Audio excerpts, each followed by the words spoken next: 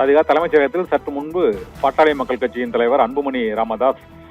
முதலமைச்சர் விஜயை நேரில் சந்தித்து ஜாதிவாரி கணக்கெடுப்பை விரைந்து நடத்த வேண்டும் என அவர் வலியுறுத்தியிருக்கிறார். ஏற்கனவே 2 நாட்களுக்கு முன்னதாக ஒரு அனைத்து கட்சி சமுதாய தலைவர்கள் மாநாடு ஒன்றை நடத்தி அதிலும் ஜாதிவாரி கணக்கெடுப்பின் அவசியம் குறித்தும் அது தொடர்பான வழக்குகள் நிலுவையில் இருப்பது மற்றும் மத்திய அரசின் மக்கள் தொகை கணக்கெடுப்புக்கு பதிலாக தமிழகத்தில் தனியாக மாநில அரசே அந்த கணக்கெடுப்பை பீகார் உள்ளிட்ட மாநிலங்கள் எடுத்தது போல தமிழகத்திலும் எடுக்க வேண்டும் என அவர் அந்த மாநாட்டில் தீர்மானம் நிறைவேற்றினார். அந்த தீர்மானத்தை ஒட்டி இன்று முதலமைச்சர் விஜயை சந்தித்து பாட்டாளி மக்கள் கட்சியில் மூத்த வழக்கறிஞர் பாலு மற்றும் அன்புமணி ராமதாஸ் ஆகியோர் முதலமைச்சர் விஜயை நேரில் சந்தித்து தமிழகத்தில் மாநில அரசே அந்த சாதிவாரியான கணக்கெடுப்பை எடுத்து ஒவ்வொரு சமூகத்திற்குமான பிரதிநிதித்துவத்தை இடஒதுக்கீட்டை அந்த கணக்கெடுப்பின் அடிப்படையில் நிர்ணயிக்க வேண்டும் என்றும் குறிப்பிட்ட சில சமூகத்தினருக்கு இதனால் பாதிப்பு ஏற்பட்டிருக்கிறது என்றும் வன்னியருக்கான அந்த உள் ஒதுக்கீடு இந்த ஜாதிவாரி கணக்கெடுப்புக்கு பின்னர் அமல்படுத்தப்படுவதை உறுதிப்படுத்த வேண்டும் என்றும் முதலமைச்சர் விஜயை சந்தித்து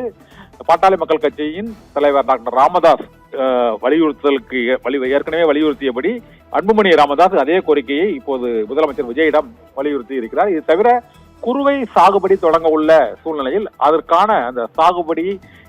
செலவினத்தை குறைப்பதற்காக ஒரு தொகுப்பை அவர்கள் உருவாக்க வேண்டும், மாநில அரசு உருவாக்க வேண்டும். குறுவை சாகுபடி ஒவ்வொரு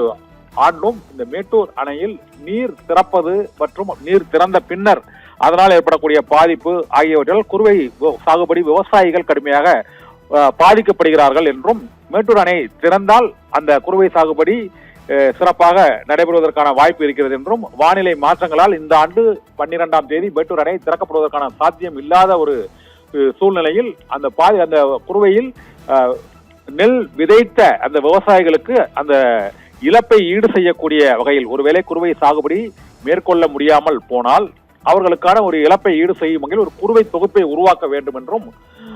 டாக்டர் அன்புமணி ராமதாஸ் முதலமைச்சர் விஜயிடம் இன்று நேரில் வலியுறுத்தி இருக்கிறார். ஜாதிவாரி கணக்கெடுப்பு மற்றும் குறுவை சாகுபடி அந்த செலவின தொகுப்பு ஆகியவற்றை